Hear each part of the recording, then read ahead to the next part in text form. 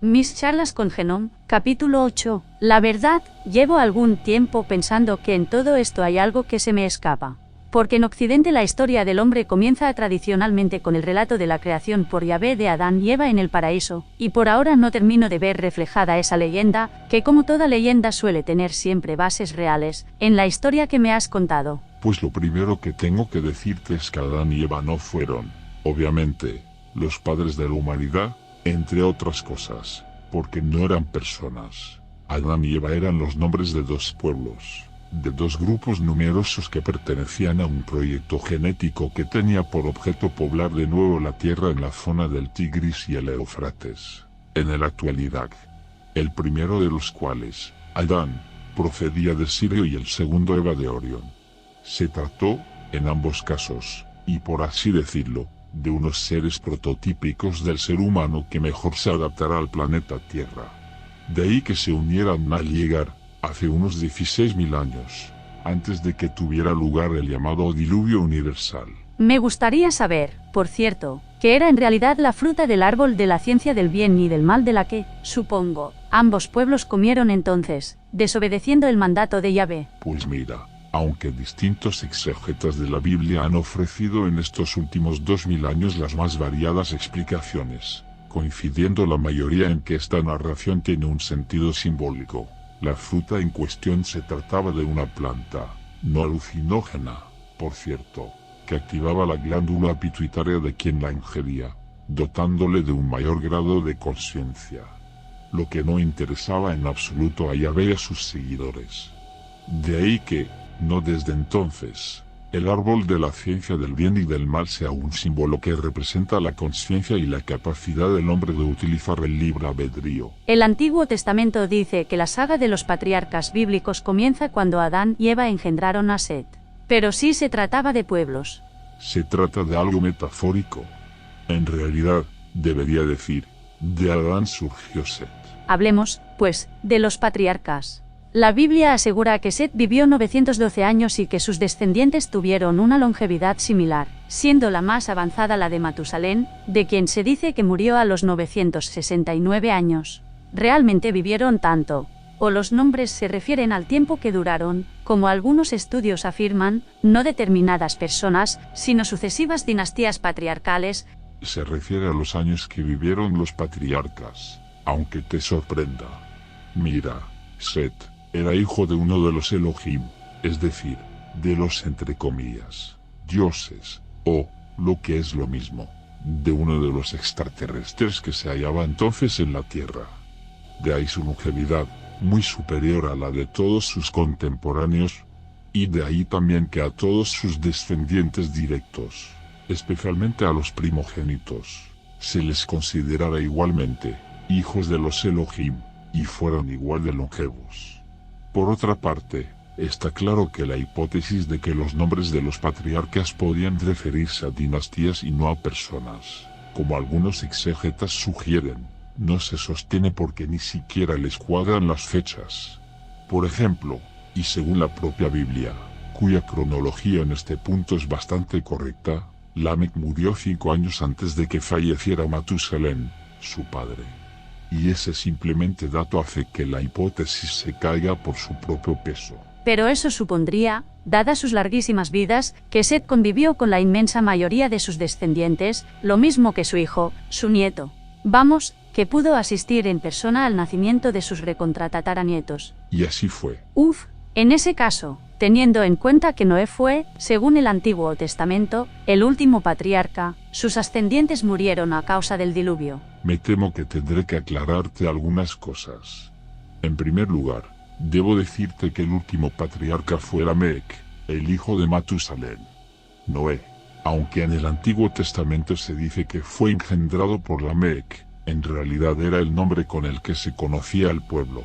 Hablo de la gente, no del lugar físico que ocupaban en Irak, en cuyo seno nacieron y vivieron los patriarcas. Perdona el inciso, pero el Antiguo Testamento también dice que Noé tuvo 3 hijos, Sem, Cam y Jafet. ¿No existieron entonces? Claro que sí, pero, como en el caso de Set, respecto de Adán, eran 3 personajes que nacerían no de Noé, sino en el seno del pueblo de Noé, En realidad se trataba de los líderes de las tres facciones en que se hallaban divididos, voluntariamente, sin enfrentamiento, los habitantes de ese pueblo.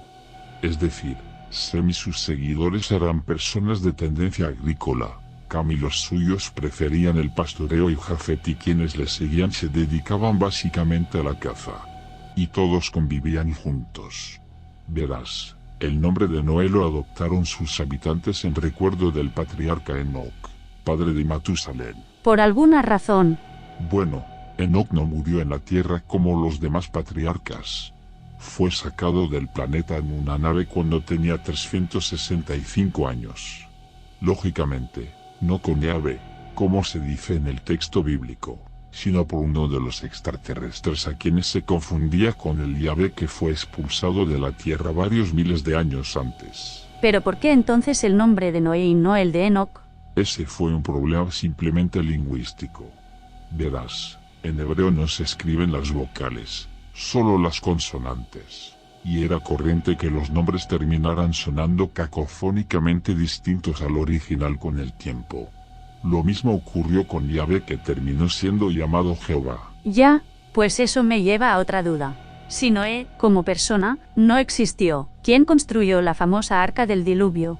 Los habitantes del pueblo de Noé, con los planos que les facilitaron los extraterrestres que entonces estaban en esa zona de la tierra, quienes sabían que se avecinaba la catástrofe y les avisaron. Pues las medidas que del arca se dan en la Biblia indican que era gigantesca.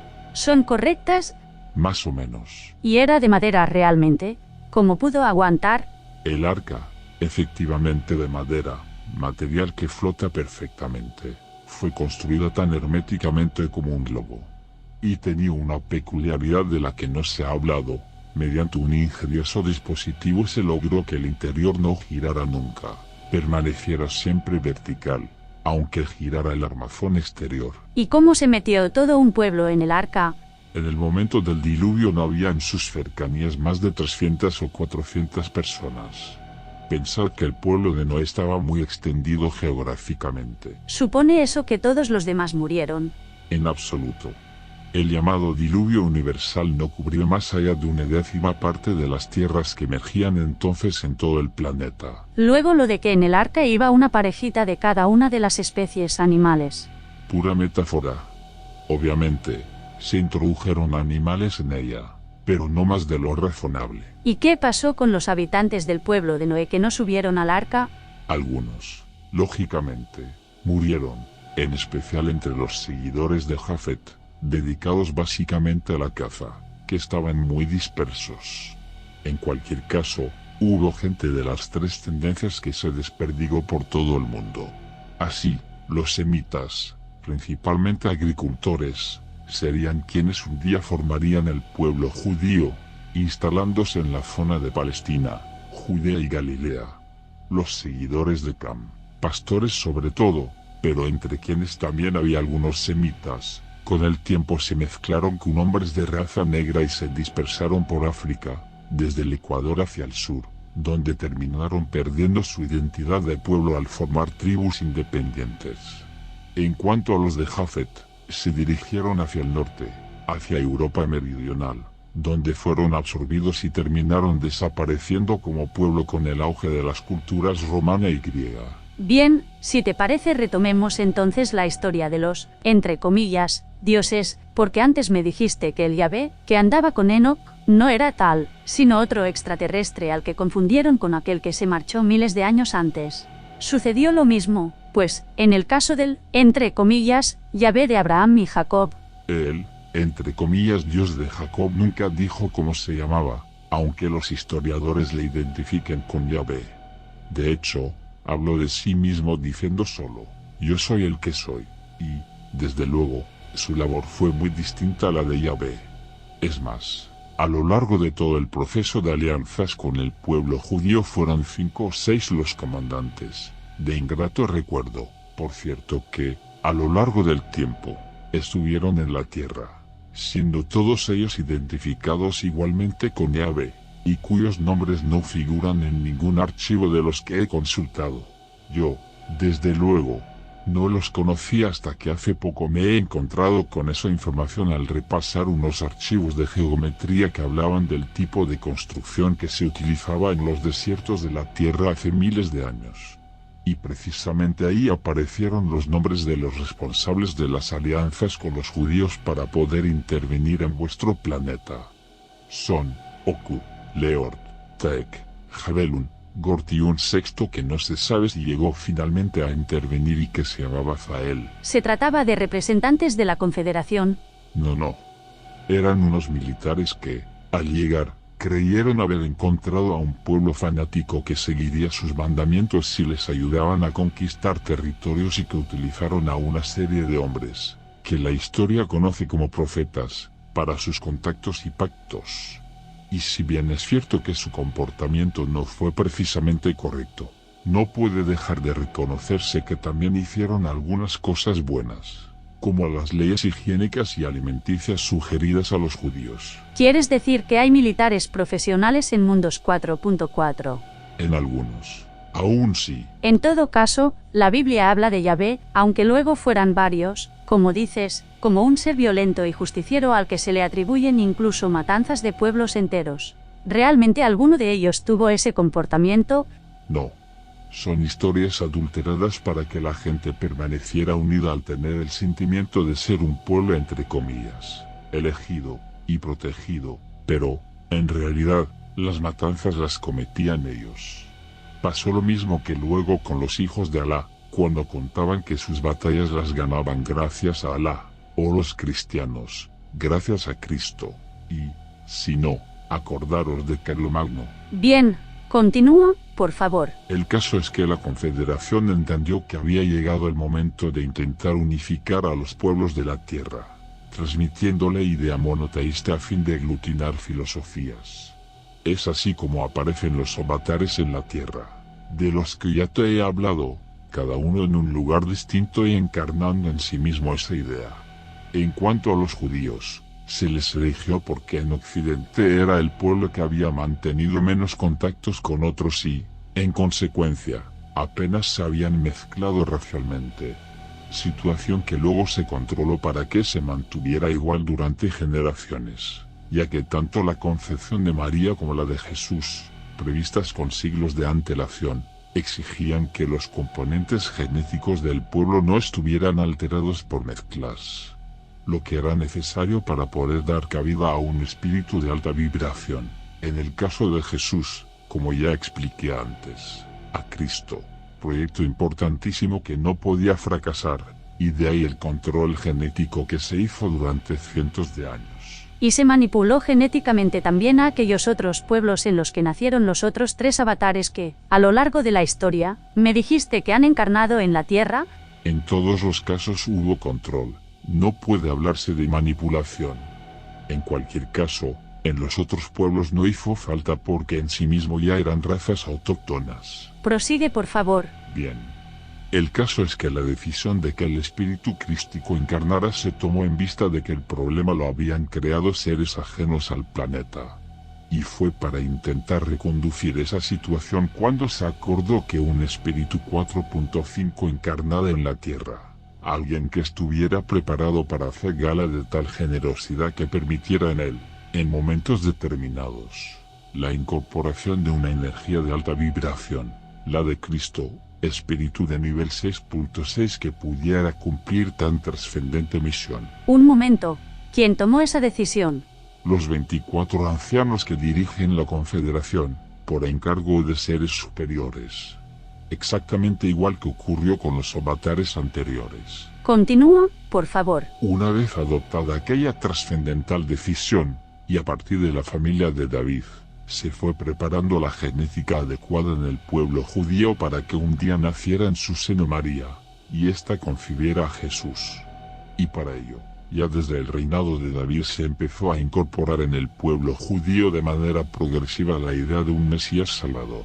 Simultáneamente, y para preparar el terreno, encarnaron otros avatares menores, como lo fueron Moisés, Elías o Daniel, el primero de los cuales, además de adquirir el compromiso de liberar a los hebreos en la esclavitud egipcia, tenía la misión de intentar crear en el pueblo hebreo, con la ayuda de hombres 4.4 y 4.5, el sentimiento de pueblo elegido. Claro que aquellos avatares menores vinieron además a intentar romper las alianzas entre los judíos y aquellos 4.4 que habían sido confundidos con Yahvé. Esa fue la razón de que los tres, según parece, fueron finalmente arrebatados por carros de fuego, para que dejaran de incordiar. Pues no parece, por lo que cuenta la Biblia, que Moisés se enfrentara a ellos. Moisés les siguió el juego hasta que, en el monte Sinaí, les dijo que hasta ahí habían llegado, pero le convencieron de que se iban a ir tan pronto cruzaran los judíos el Jordán, momento a partir del cual mantuvieron el contacto a través del Arca de la Alianza. ¿Del Arca de la Alianza? Sí, en realidad se trataba de una emisora que funcionaba con energía eléctrica y permitía realizar conexiones con las naves que guiaron a Moisés, el único, por cierto, que sabía la verdad. Eso me hace recordar que durante aquel peregrinaje hasta la tierra prometida, hubo una nube que guiaba permanentemente al pueblo. Era una nave. Sí. ¿Y cómo se hizo el paso del Mar Rojo? Porque supongo que no hubo milagro. Muy sencillo. La zona del Mar Rojo que atravesaron los hebreos no cubría en aquel tiempo más de 1,5 metros. Y, cuando llegaron a la orilla, desde la nave se produjo el viento suficiente como para desecar o apartar las aguas y permitir que pasaran. Luego, cuando penetraron los egipcios, la nave dejó de generar viento y el reflujo del agua hizo que la altura de esta alcanzara los 3 metros durante unos 20 o 25 minutos, tiempo suficiente para ahogar a los que no sabían nadar, que era la mayoría. Perdona, pero estoy confusa. ¿Cómo aquellos seres 4.4, a los que supongo más evolucionados que nosotros actualmente, eran capaces de matar a otros seres humanos? En realidad ahí se manejó la decisión de causar el menor daño posible, de decidirse por el mal menor. Ahora bien, los ahogados no pasaban de 40 a 50, no vayas a pensar que eran centenares. Sin embargo, la masacre que podían haber causado estos entre los hebreos podría haber superado el billar. ¿Y no había otro método para evitar la masacre, teniendo en cuenta su presunto nivel tecnológico, como paralizarlos o algo similar? Veamos, porque efectivamente puede parecer una contradicción. La verdad es que no se pretendía ahogar a nadie. De hecho, la propia fuerza del viento impedía que los egipcios se introdujeran en el pasillo. Lo que ocurrió es que, de los aproximadamente 2.000 soldados que iban en la persecución, unas decenas lograron adentrarse en el mar. Por eso les pilló el cierre de las aguas, no porque nadie quisiera ahogarles, sino porque era tal la cercanía entre unos y otros que fue inevitable. Pues no sé, pero a mí todo esto me parece una evidente interferencia en el planeta, ¿no? Y, además, ¿por qué se favoreció a los hebreos? ¿Es que era gente más evolucionada y eso lo justificaba? No eran los más evolucionados, pero sí quienes mantenían un control sobre las relaciones con los otros pueblos. Es decir, crearon una raza sin mezcla y eso era importante por la razón que ya te he comentado. En cuanto al concepto de interferencia, debo explicar que este deja de existir si hay consentimiento previo y explícito entre las partes, como lo fueron los pactos que en su día aceptó todo el pueblo hebreo. Ya, pero, ¿y el consentimiento de los egipcios? ¿O es que con ellos no hubo interferencia? Una clara interferencia. Y precisamente eso, unido a su lamentable actuación poco después en el caso de Sodoma y Gomorra, entre otras fechorías, es lo que provocó la expulsión del planeta de aquellos 4.4. ¿Qué pasó en esas ciudades, por cierto? Porque hoy circulan por la Tierra teorías para todos los gustos. Pues que habían mandado a unos cuantos de avanzadilla a ver si convencían a los habitantes de Sodoma y Gomorra para que abrazaran la fe judaica, en ese caso mosaica, y como no les hicieron mucho caso y les quisieron linchar, la Biblia dice que los quisieron violar, se enfadaron lo suficiente como para destruir las ciudades con 2 bombas similares a las de Hiroshima y Nagasaki. Hecho que, al ser conocido, originó la inmediata actuación de la Confederación, expulsándolos fulminantemente, como ya te he dicho. Bien, sigamos con la historia, si te parece. Si la, entre comillas, nube, era una nave, ¿quién entregó entonces las famosas tablas de la ley a Moisés?